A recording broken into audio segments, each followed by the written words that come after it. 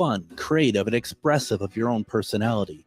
At Grady Gear Company, we believe that clothing is more than just fabric and threads. It's a form of self-expression and a way to stand out with the crowd. Grady Gear is more than just a clothing brand. We're a community. We're here to inspire and motivate you to embrace your true self. We are a locally owned small business who do custom clothing orders too. Find us at GradyGearCompany.com. Are you one of thousands of individuals who know you have psychic abilities but don't know how to tap into your higher self?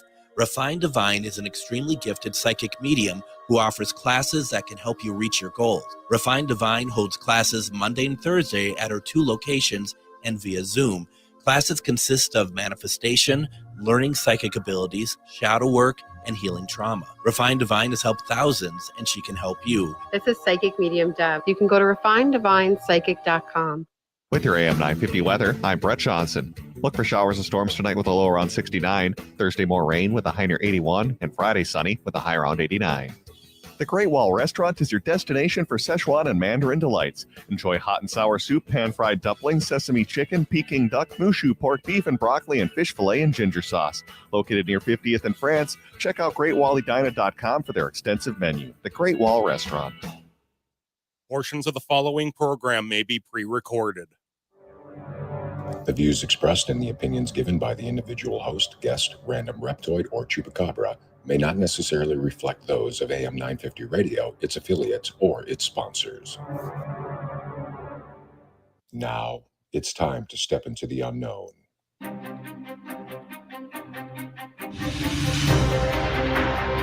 There are things people experience but never talk about. A shadow moving in the corner, flickering of the lights, a disembodied voice. We invite you to talk with us. Share your story, share your experience, because this isn't just your story. This is our story. This is GhostBox Radio with Greg Bakun. And this is GhostBox Radio on AM 950, where every night we talk about the paranormal, ufology, Bigfoot, and so much more. My name is Greg Bakun. Thank you very much for joining us on this stormy Wednesday evening, at least storming here in the Twin Cities. Some bands are coming through. If anything severe comes up, which I doubt it will, we'll definitely let everybody know about that. We're going to get through things here pretty quickly, but I do want to say hello to Adam out in Eden Prairie, taking care of things at the station tonight. How are you tonight, Adam? Doing well tonight, staying dry currently, because, well, it was a little tricky to stay dry earlier this evening. Well, and you're in that building. I mean, which is also why I'm shocked I'm still dry. It's still dry with around all that electronic equipment. You're not shocked. You're not electrocuted as of yet. Not yet. Give it time. Give it time. You're this not is going to be an electrifying show. You're not surrounded by snakes, spiders. Yet. Yes. Yeah. I can hear him knocking. Percy's up here at the window knocking. Yes, a snake can knock. Absolutely. Don't ask me how, but he can. If they're going to work for AM 950, they're going to be talented. So that's always the multifaceted. Absolutely. So this interview tonight has been a year or so in the making, at least. Our guest tonight is a very busy person, really focused, and it's been very exciting over the last 2 years to see what has been going on with Brandon Alvis when it comes to the creation of the television show Haunted Discoveries that's currently running on Haunt TV in America. You can get that through Sling TV. You probably have seen Brandon previously on A&E's Ghost Hunters, and there's just been so much fun. And me being a connoisseur of all things paranormal, I've been watching very closely over the past couple years of this journey, and it's been a lot of fun to see. It's good to see when people are working hard that they're rewarded with success. And there's really not much more I could say about that. I just want to bring on our guest tonight. Brandon, welcome to GhostBox Radio. Greg, thanks for having me on, man. This is awesome. This is awesome. And my goodness, like I said, this has been a while in the making. We've been talking for a while, but you have been extraordinarily focused, haven't you? Yeah, it's been quite the ride. I started APRA in 2006 and been investigating the paranormal for quite some time, and was lucky enough to work in TV for many years. And both of those passions have come together to do Haunted Discovery. So it's been a lot of fun. Now, one of the things I'm really hoping to do here, because in the chat on GhostBox Radio with Greg Bakun Facebook page, we have a lot of people that I'm very familiar with, you are very familiar with, and I appreciate that support that people come to listen to what you have to say. But, we have a radio audience that I am not 100% sure everybody knows about this fantastic TV series, which was one of the reasons why I wanted to bring you on, because we have such a diverse listenership of people who love paranormal television, who may not be completely aware of everything. Could you tell our listeners what Haunted Discoveries is, please? Yeah, absolutely. Haunted Discoveries is a show about mine and APRA's basically exploration, trying to find a research center. And we came to Kentucky to specifically look into the Kentucky anomaly and all of the unique geographical and high strangeness and rich history that's here. And the ultimate goal in all this is to try and find a home for a research center to do long form experiments and to try and really find out what the paranormal really is, specifically ghosts and hauntings. And then when you're doing that, you're going to these locations, you're giving us the backstory of these locations, and you're also you're also doing an investigation there as well. One of the things that I'm noticing right away is that your approach to investigation seemed to be a little bit different than what we see on television. Once again, that's not a disparagement of who's out there already, but there is something different about that. I know for a fact, because I remember when you were talking about the series, that was something that was very important to folks like you and Mustafa. Absolutely. First and foremost, we want to try and step outside of the box and, really step outside of the shadow of pseudoscience as much as possible. And we've been very lucky to work with people like Dr. Harry Clore, who was the first person in history to receive 2 PhDs simultaneously. And we're all about collecting factual data and really trying to find out what the mechanics are behind what people perceive to be ghosts and hauntings. So it's not really about, the thrill per se, not really about our own personal experience. It's more about trying to find credible data to support what many witnessers have experienced over the years. What I've been watching has been there's been a casual approach, but then when it shouldn't be casual, it's not. I mean, it feels like that your team is really doing a good job of being able to know when to be lighthearted, even within an investigation setting, but also know that there's a point that there's no room for that at the moment. Yeah, and there's a time and place for everything, right? And there's certain situations, especially with some of the history that we encounter, that it could be highly sensitive, and there was tragic deaths associated with places or war, and people have lost loved ones, things like that. So taking into consideration the history of a location and also the people that are operating in these places, the witnessers as well.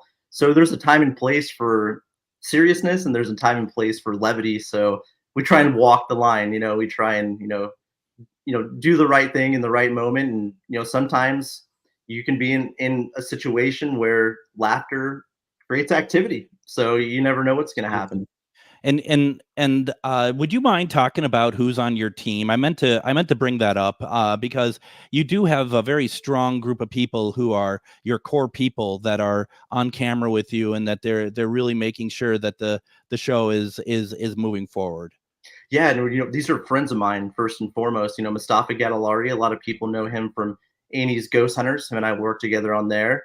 Also Kevin Audi, who's someone I've known for 15 years, who is a fantastic researcher. Him and I met in California many years ago and investigated at various haunted hotspots out there. And then also Malia Molino, who's a friend of mine, one of the best historical researchers I've ever worked with. And she's someone that is really well versed in historical research and really telling some of these forgotten stories. So it's really been awesome to work with personal friends of mine, people I've known for many years, and to be able to come together and work on this project has been a dream come true. And they are very good. All of them are very good. And I was very taken with Kevin when he was when I was watching him and he was bringing up all like the device that the screen that all the different temperatures that you can really get a landscape of temperatures throughout a location. And I thought, God, that's really cool because I think that have you been able to use that in a way to be like maybe pinpoint when activity is happening in other areas of like a house, for example? Oh, absolutely. And what's great about that specific device, Kevin actually reached out to the National Weather Service and spoke to them about environmental data and utilizing some of the tools they actually use out in the field. You talked about weather earlier. We've had some crazy weather events here in Kentucky as well, but stuff they actually use to determine weather events and document the field. And so we adapted these devices that were given to us by the National Weather Service that gives us a whole variety of environmental conditions and trying to understand what is taking place in these said haunted locations. So that's just adding further to the data set and really trying to understand what the possible elements of a haunting truly are. Absolutely. One of the things too, and we talked about this a little bit prior to going on the air, was I love where you're focusing the show. And I understand why you're focusing the show because you're looking for a research center. But a lot of shows, and once again, I got to be very careful. I'm not disparaging anybody. Because I know people want to see different locations around the country. But what you're doing is you're finding you're focusing on an area that I don't think gets a lot of love when we're talking about this sort of paranormal, these moments. And with places like Octagon Hall, that's a little bit more known. It's a great location. But so many of these other places in the history are so vivid that even though I don't live in that area, I'm really happy that with that focus, you're giving us a really good picture of an area of land that a lot of people may not know at all. Yeah, a lot of the places that we actually feature on the show, many of which is like the first time they've ever been investigated by paranormal investigators. And, specifically with Kentucky, there's so much rich history here that people just simply don't know about. Going back to, it being part of Virginia for many years and how when Kentucky became a state and the state constitution is supposedly written by Thomas Jefferson. So there's so much history here and so much people don't realize, but also there's a very unique anomaly that's happening here in Kentucky and actually extends into Tennessee as well. It's referred to as the Kentucky anomaly. Yeah. That's a NASA verified geomagnetic and gravitational anomaly that is affecting this area. And we believe that effect plays into what we believe to be haunting. So that's just another layer to the research we're doing out here. And it's a very special place, not only historically, but also with high strangeness, I should say, for sure.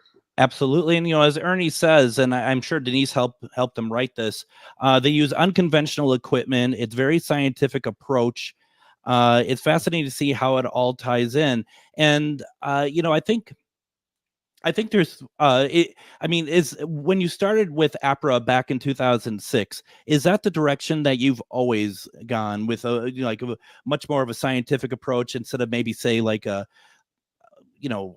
metaphysical or psychic approach or energy approach? Oh, absolutely. That was always the mission statement of APRA and still is to this day, is scientific documentation and research. And again, when you use a terminology like science within a field like the paranormal, it could be laughed at sometimes. But luckily, with APRA, we've been very fortunate to work with a lot of professionals from various technical industries that have been a tremendous help and mentored us through this process and really utilizing equipment from other technical industries and understanding how to use that equipment and understanding documentation and understanding data. So it's been really great. And I can't remember which guest I had on. It was just this week who was talking about not all shows, not all programs on YouTube are like this, but there's a lot of like investigation videos that are on YouTube, and that the way that they're presenting the paranormal, our field, is that what he said, he believes that the way they're presenting it, the way that that they don't want to have it be questioned how they're presenting it, is really making the argument that will keep what we're doing as a pseudoscience, because we are becoming more and more, as if I can push us all together, even though we shouldn't be. We're really coming across more as a group of people who are doing like the fantastical, opposed to using any sort of scientific methods to it. Do you think that's true? Do you think that there's some truth to that? Yeah, absolutely. Unfortunately, there's a lot of popular styles of investigating that's mimicked widely, and that is not beneficial to advancement of research. Again, there's no right or wrong way to do it, because in reality, we don't really know what we're dealing with. But if we do want to step out of the shadow of pseudoscience, we do have to open ourselves up to scientific scrutiny. We have to open up our minds. And just like someone that would claim to be a skeptic in reality would be a non-believer a lot of the time, is the same as someone that's a believer that just will wholeheartedly believe anything that happens. And then you walk into a place and everything's a ghost. And so there's a fine line that needs to be walked, and just a understanding and openness to know that we don't know everything, but we can learn from others, and we can learn from people from various technical industries that may come off a bit harsh at times, but they're not trying to downplay what we're doing or what we're experiencing. They just want us to do it the right way.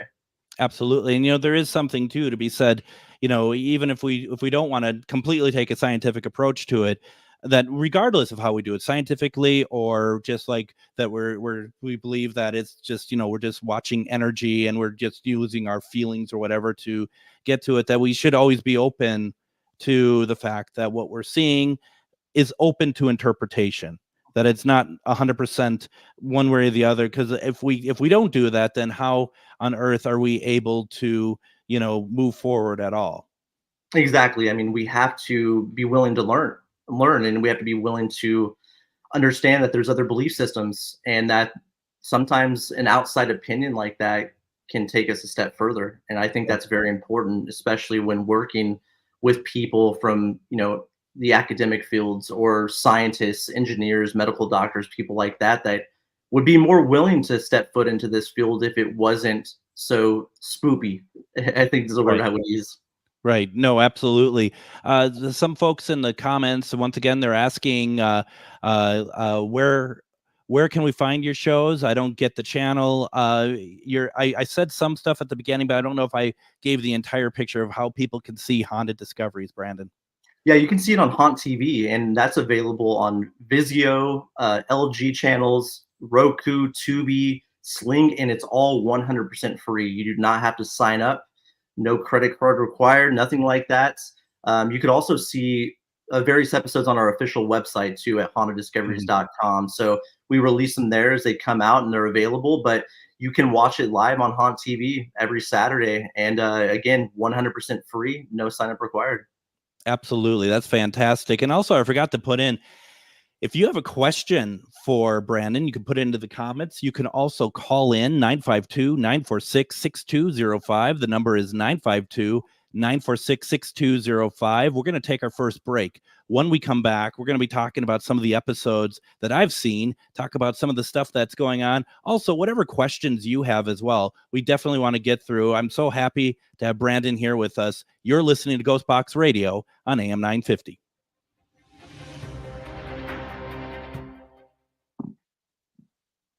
If you own a holistic or metaphysical business and are looking to expand, then you need to be listed on metamorphosisconnections.com. It's a network where you can grow with like-minded practitioners and reach new clients. Metamorphosisconnections.com is an online directory you need to list yourself and your business. Our platform makes it easy for you to create listings of your products and services, and you can also choose to list your classes, events, and so much more. Metamorphosisconnections.com helps you create weekly and monthly promotional ads targeted towards your potential clients and promotes them for you via social media and newsletter.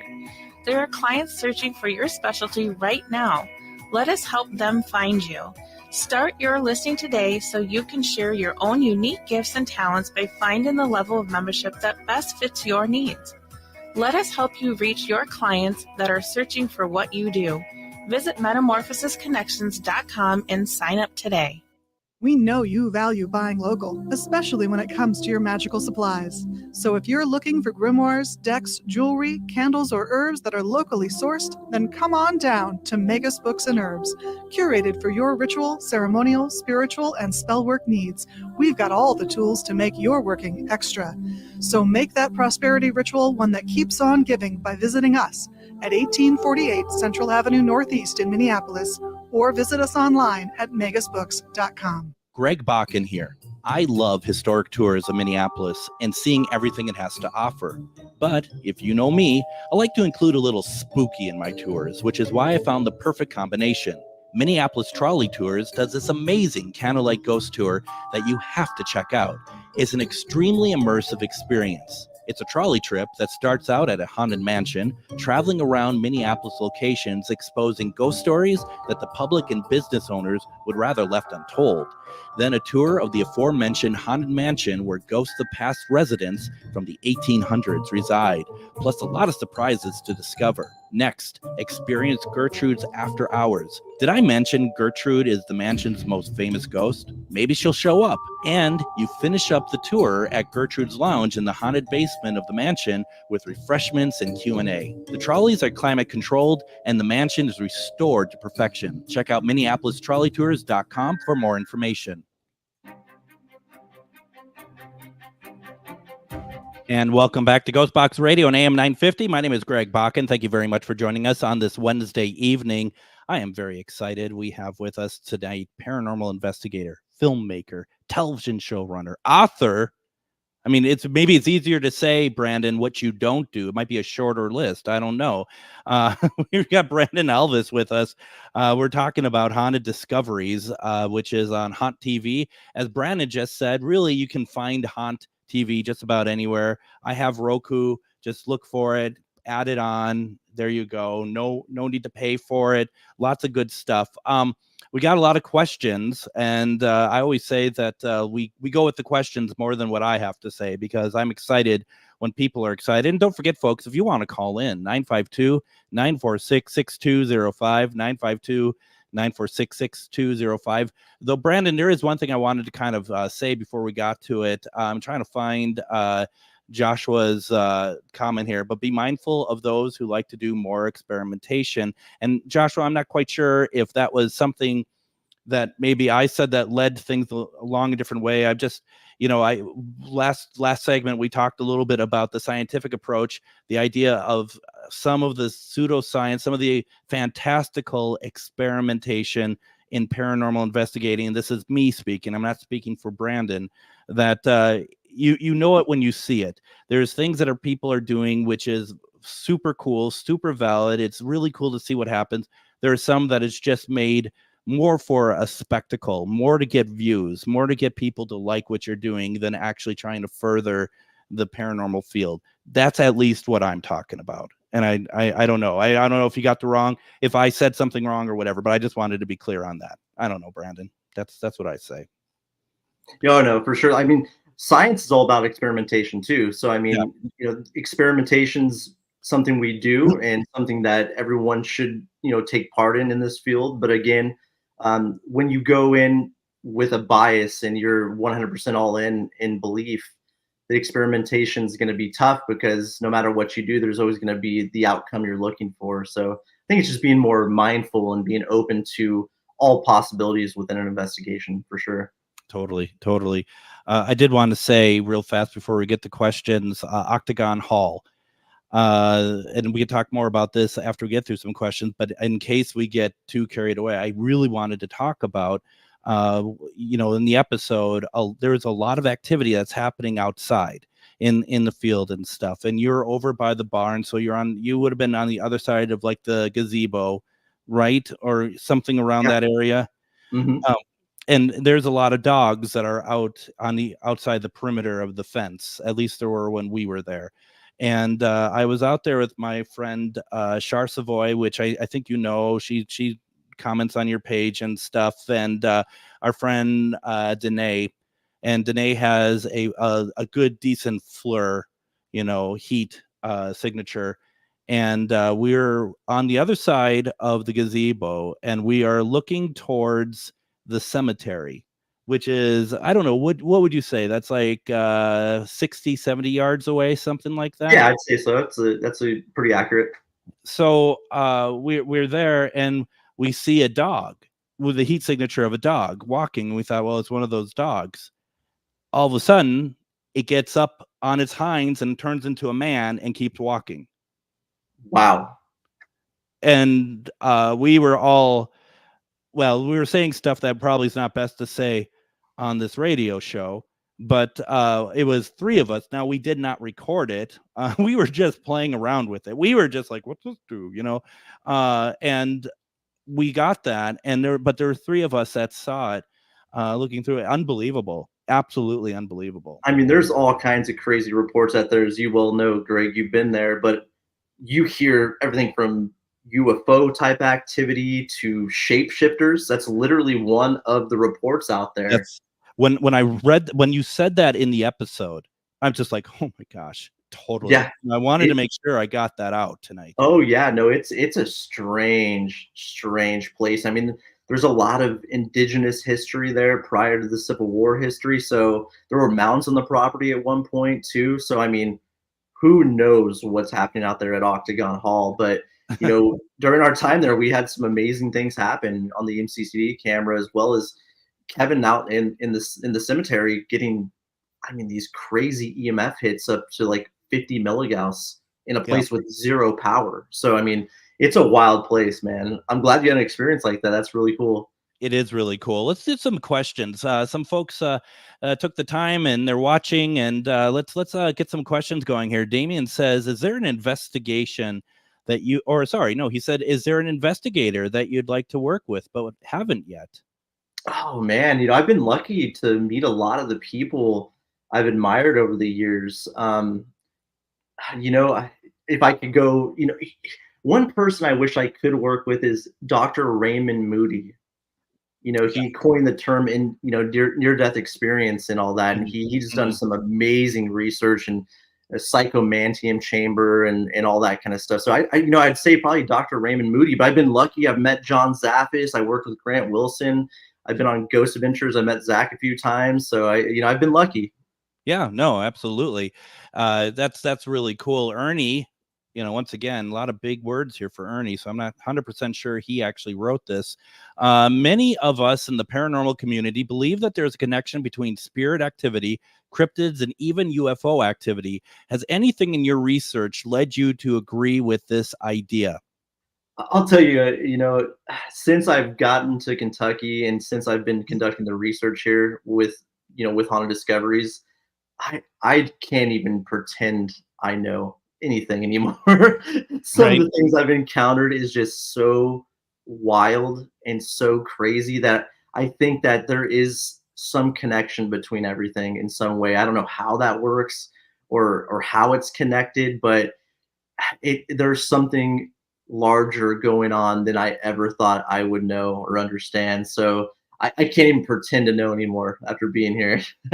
No, and I won't bore you with our Bigfoot story from Duffield because I've told it so many times on this show, and but there's a lot of stuff there in that area that has blown myself and my friends who have gone out there away. Leanne, hi Leanne, it's good to see you on here. Since starting his Haunted Discoveries, has there been anything paranormal make you rethink what you initially thought was causing the haunting? Oh yeah, absolutely. You know, specifically, we did this really cool experiment with Kyle Cadell and Darian West, who are with the International Paranormal Research Museum in Somerset, Kentucky. And we conducted this experiment testing thought form manifestation and testing how a person's belief affects the environment. And we used entropy and data science, and we paired that with our research of environmental conditions and photon events with the EMCCD, and we were able to actually record and correlate with entropy, which is data science that predicts events, right? So it's science that's trying to predict that when something's going to happen. And we were able to go into a place that's said to be haunted, send in an investigator, have them imagine what they would want to happen. And we actually not only documented changes in the entropy, but we actually documented real life environmental changes in the atmosphere, and also photon events. So, again, like I said, I don't even know what to think anymore. My thought process has completely changed, and we've collected some amazing data that just really has made me reevaluate what I think I know for sure. It is, and folks in the comments are just like, I love that experiment, so eye-opening. That's what it's all about, and it truly is. And that's the thing too, is it's nice to see how you can take something and like paranormal investigating. How can you kind of not skew it, but turn it a little bit so it's perfect, so that perfect in the sense that you can do whatever you want with it, that you can go wherever you want with it, and that that you're doing something different and trying to move the field forward, because at the end of the day, that's really kind of what it's all about, isn't it? Yeah, absolutely. And one thing we've noticed, at least with our research, the past 5 years doing this, is that we're seeing a huge correlation between these said haunted locations and massive changes in barometric pressure and photon events happening in these places. So that's one consistent and one data set that we've seen over and over and over. And what that means, we're not quite sure yet, but the more data we collect, the more we'll understand. And just collecting hard data and actually feeding into a data set that we now go cross-reference between locations and say, hey, look, these were the exact conditions when we collected this EVP or we collected this image. And we're starting to see that there's definitely a pattern. And is there a pattern just in general with the locations that you've investigated with in the Kentucky area, that like more of a pattern of like certain types of spirit communication, different types of communication that are similar across these locations, or is each one truly very unique? They're all unique in their own way, but I will say, one big thing for us is that, trying to connect history with science, right? Especially with what we're doing in the paranormal space, and specifically ghosts and hauntings, is that we believe that the history is the main factor. It's the root of all these things that we believe to be ghostly. So one thing we have noticed is that there is a deep familial connection that seems to be the heart of many hauntings and seems to be the root of it all. And the cause of a lot of these, these haunted locations is that the familial ties. And not only does that go back to the people that lived and died in these places, but we've tested that theory by bringing descendants into these locations and testing how that changes the environment. So that's one thing we've noticed, is the deep familial ties. It has something to do with it. We're not quite sure what.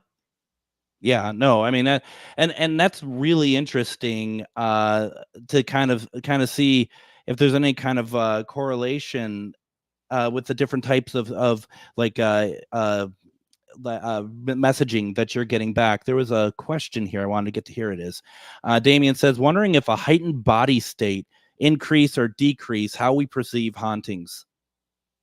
Yeah, one thing I tested, Malia, who, she's not a paranormal investigator, you know what I mean? She's a historical researcher, she's a history nerd, and we brought her onto the show to specifically do research and interview people, but we decided to throw her in the fire and send her into investigations because we knew that she was so apprehensive and so afraid of the possibility of ghosts existing that we wanted to test how that would affect the environment. So we actually did multiple tests where we would put her in situations and scenarios where her heightened anxiety and fears of a location, we wanted to see if that would change anything. And lo and behold, we collected some data associated with that.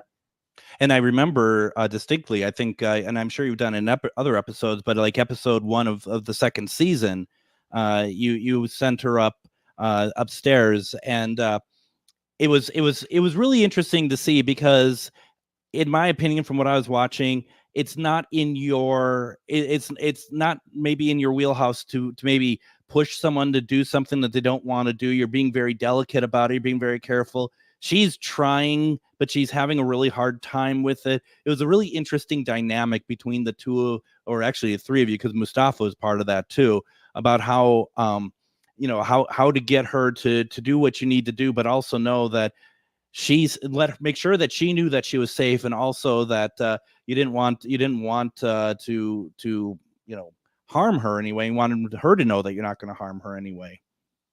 Yeah, absolutely. And it was crazy, going back, the later date, editing that episode, and I could hear her heartbeat through the lav mic.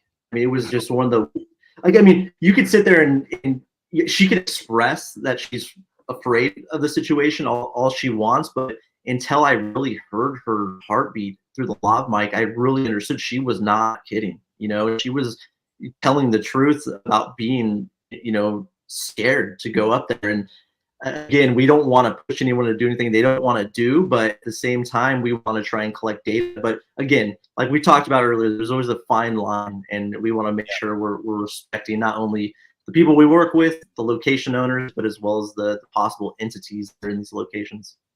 I also want to say, before we hit our next break here, that going through the episodes, especially what I've seen in the second season, it's a very interesting, you have the paranormal side to it, but you also have the side of people's lives, and the lives of people who are descendants of folks who were directly involved with, you call it the Civil War, you call it the war between the states. You're getting a lot of that sort of, like, you can see that scars still run very deep.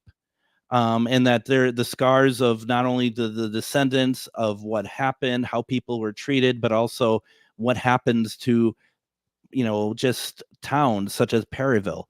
That there is something, I think that, even though this is maybe not totally what Haunted Discoveries is about, that this is a good part of it that shouldn't be ignored. And I'm so happy that this is part of it, because we all need to remember, so many of us are so removed because we weren't even obviously alive during that conflict, that to understand what happened in this country during that time, that I don't know if you had really expected that when you were putting this program together. It was something that definitely crossed our minds when we were, trying to do this show, is that we wanted to humanize it as much as possible. And I think that that's one big thing with paranormal television and in the paranormal genre in general these days, is it's not human anymore. The humanity has been lost in all this, and history and these possible entities and these people that came before us have been kind of used as a prop in a lot of ways. And it's been unfortunate. So to go to these communities and learn this history and talk to people that are deeply affected by it, that it's still resonating into 2024, is eye-opening. And people being haunted, they could be haunted in more ways than one. It doesn't have to be just strictly paranormal. It could be ties to their family and ties to their history. So that was the big thing for us, is humanizing the genre. That's a big thing. It is, and it's something that it really, to me, and just reading the comments here, because there's a lot of folks who are saying the same sort of thing. It really stuck out to a lot of us, and I think that is very obviously very important. Let's go ahead. Let's take our next break. When we come back, folks, keep putting your comments and questions into the comments section. Also, feel free to give us a call, 952-946-6205, 952-946-6205. We have more Brandon Alvis with Haunted Discoveries coming up here on GhostBox Radio.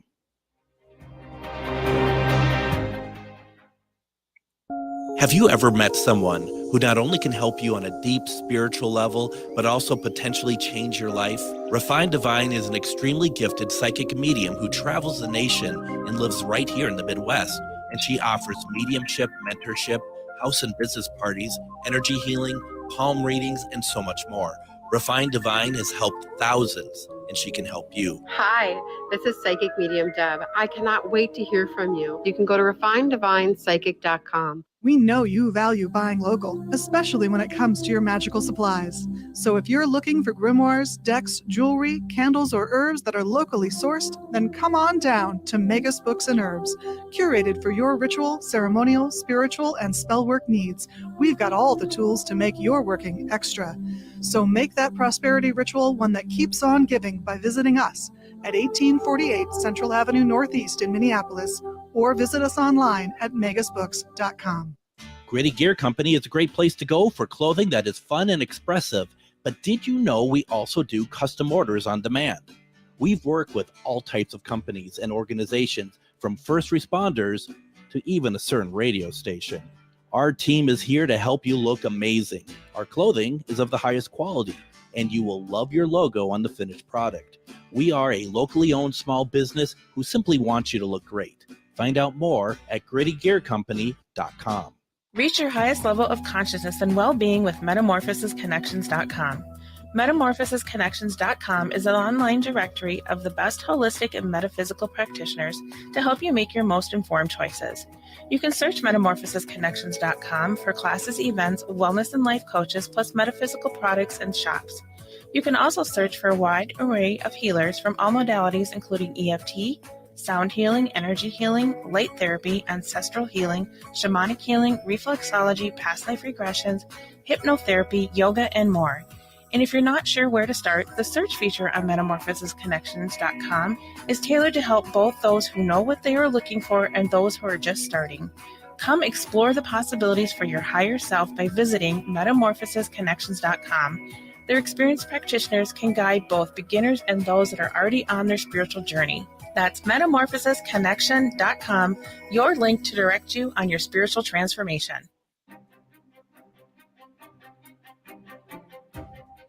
And don't forget, tomorrow's Thursday, which means Myth or Mystery on GhostBox Radio with Greg Bakun Facebook page. It's our paranormal panel program where we show clips, and we want to know what our panel thinks, if it's paranormal or not, and if not, how do they break it down? And also, it's also for our audience to vote as well. It's a lot of fun. It's not a very serious show, but we love to talk about it. And this is what it looks like for tomorrow. Here's our promo for it.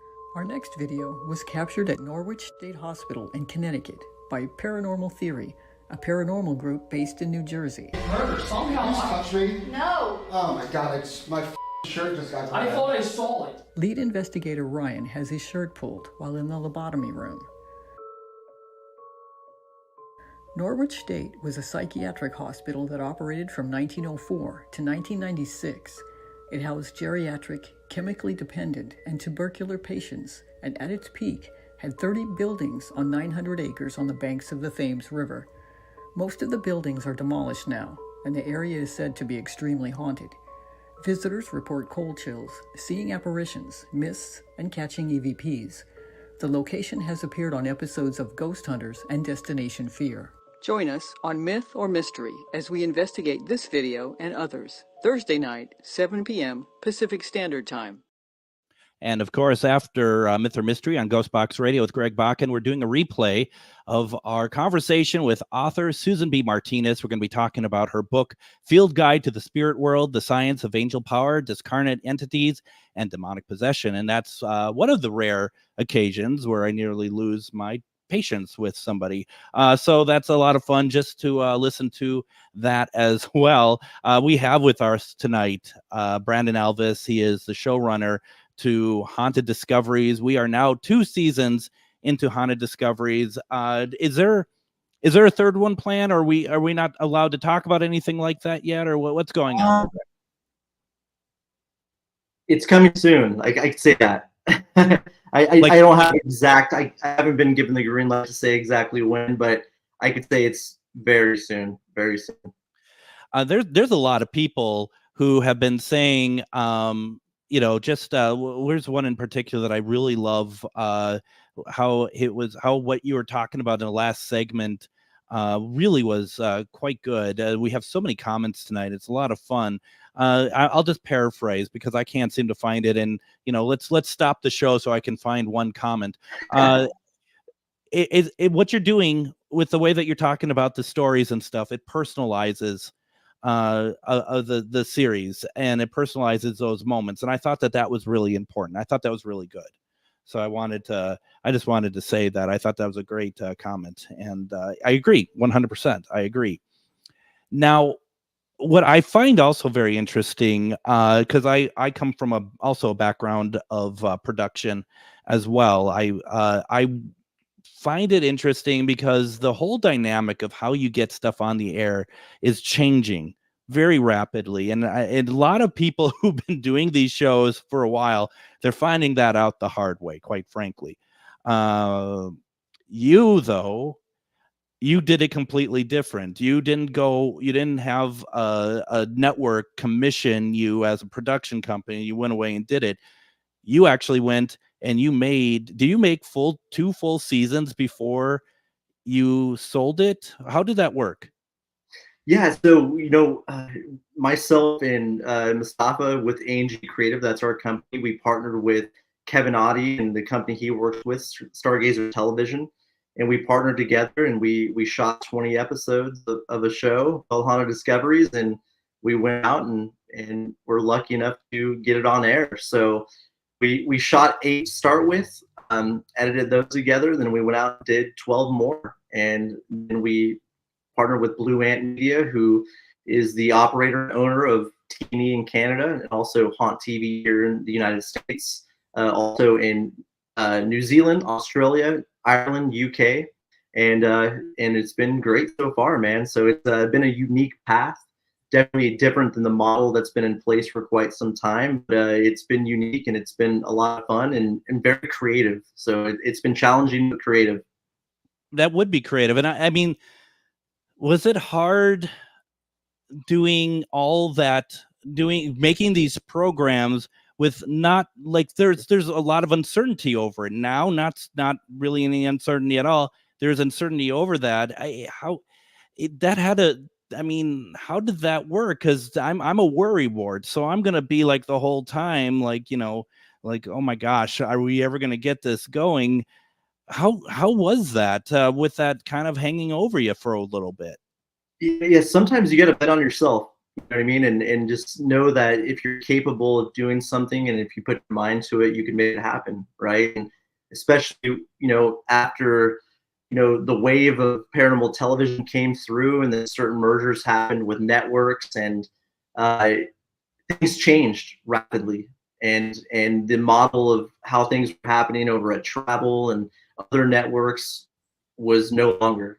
And so it's just, understanding that any industry changes at any time. Things are always evolving and changing, and just adapting to it, adapting to the situation, and just knowing that your ability is going to take you further than I think a lot of times we all realize. But again, it was, just betting on myself and betting on our project and going out there and making it and knowing that it'll find a home at some point. And we were lucky enough to do so.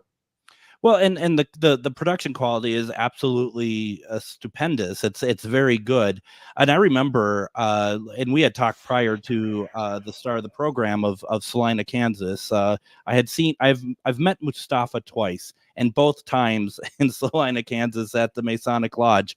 And I remember a friend of mine and him and I talking about the program that you're all working on. Obviously he wasn't giving away any information, but we're like, are you going to find a place for it? Because this was really new back then, of the idea of what we just talked about. And he's just like, yeah, we're looking at different networks and stuff. We just don't really want to land on Travel Channel. And I just thought to myself, my small mind, because sometimes you just have a small mind over things. It takes people with really talent to think outside the box. And I'm like, well, then where would you go? What would you do? Clearly, luckily, I'm not part of your team, because your show would never be anywhere, quite frankly. I think that's the moral of that story. But it's really cool to see that you've been able to do that. And one thing that I think people don't really understand, and we had Michael J. Warden on last night talking about paranormal shows as well, that when you are through a place like Travel Channel, when they're the ones that are commissioning you, and you're doing stuff, you are pretty much at their bidding for the most part, unless you're probably like a Ghost Adventures or something like that, where they say that they dictate a lot of what they want to see out of something. And I presumably, especially the reason why you wanted to do your own thing is because you would have so much more control over your own product. Oh, absolutely. You know, our vision of what we would like to do and the vision of networks, and not all networks, but there's definitely a formula that's been in place for quite some time in the genre that, you know, and again, I'm not saying this negatively, but you could really look at the past 15 years of paranormal TV and really just change the name and dress it up with a different title. It was kind of the same show. Yes. You know, different faces. You've seen the same faces for basically this entire duration. But to us, it was really about wanting to do it our way, and really wanting to make a show that realistically paints paranormal investigation in the light of paranormal investigators, right? And showing the process and understanding that there's entertainment value in the process, right? There's entertainment value in the history. There's entertainment value in the people associated with these locations, and there's entertainment value associated with sometimes not finding anything. it's all fun. So it is all fun, and that's really important. Do you want to take a call? Do you want to Sure. see what I have? We have Tim on the line. Tim, how are you doing tonight? Good. How you guys doing? Good. I was just watching the chat, and I want to give you a quick call and see how everybody was doing, and let Brandon know that we're all proud of him and the work he's doing out there in the paranormal field, him and the crew. It's very enlightening to see a different kind of show out there in the paranormal field that's bringing new techniques and all the ideals and the things that they're using to get their data. I mean, it's really refreshing. It's unlike anything I've ever seen before. It's not always jump scares and, you know, this and that you're normally used to seeing on the television. But anyway, I just want to say hi, tell Brandon much love and respect to him, and Mustafa and everybody else. Keep up the good work, bub. We're rooting for you. You're doing great things, and we hope to see more of it. And Tim, can I ask you a question? What is there something that's specific that really to you sets Haunted Discoveries apart from other shows that just makes you just like, God, this is so good? It's their techniques. It's their passion that they put into the show. Like you were discussing, how they do their research and how much they show so much respect for the locations that they're at.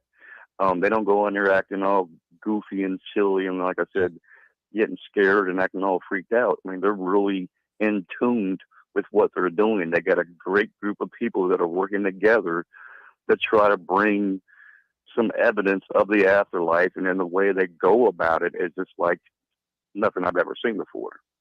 No. And it's genuine. It's something that's genuine that they're putting out there on TV for us in the paranormal field to enjoy and appreciate, and you can't help but to respect what they're doing. Absolutely. That's fantastic. I really appreciate the call, Tim. Thank you very much. Thank you, Tim. No problem. So Brandon, you're hearing that, you're seeing the comments. I mean, just in general, what are you thinking right now in terms of, I mean, all the work, the years of getting to this point? How are you feeling?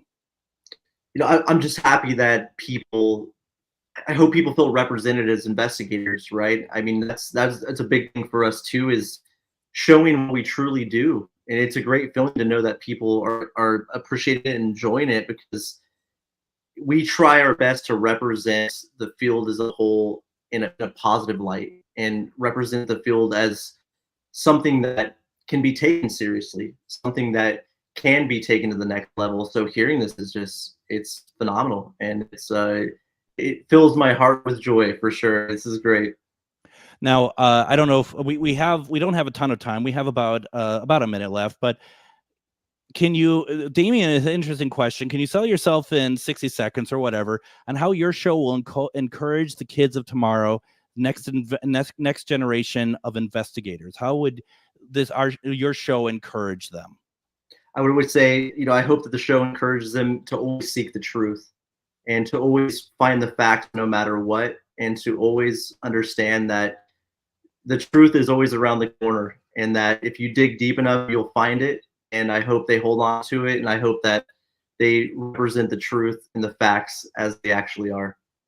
I was thinking when that question came up about the idea of what would happen if someday there's a TV show on years from now, and they're like, oh, where do you base this off? And they're like, this is based on what I saw on Haunted Discoveries. Wouldn't that be something, huh? It would be phenomenal. That'd be great. Once again, Haunted Discoveries is on Haunt TV. You can find Haunt TV anywhere, any of your platforms. You just got to find it, add it. Like I need to add it to my Roku, but you don't have to pay for it. And also go to haunteddiscoveries.com, right? And you can find some episodes there as well, right? Yeah, there's actually the first 5 episodes from season 1 are there now, and we release them as Haunt TV puts them out. So 5 episodes there now. You could just go right to Haunted Discoveries, go to the episodes page, and you can watch them all right there. Go there now, people. What are you waiting for? Well, actually, wait till we're done with this show, then go there and do what you need to do. Well, this was years in the making, Brandon. I hope that you enjoy this. I love this. I really appreciate the time that you've given to me tonight. Well, it's been great, Greg. Thank you so much for having me, man. This has been awesome. And hopefully, if there's something that you want to come back for, you're welcome here anytime. I appreciate it. Thank you. All right. Brandon Alvis, thank you very much. We'll be back tomorrow. Everyone, have a good night.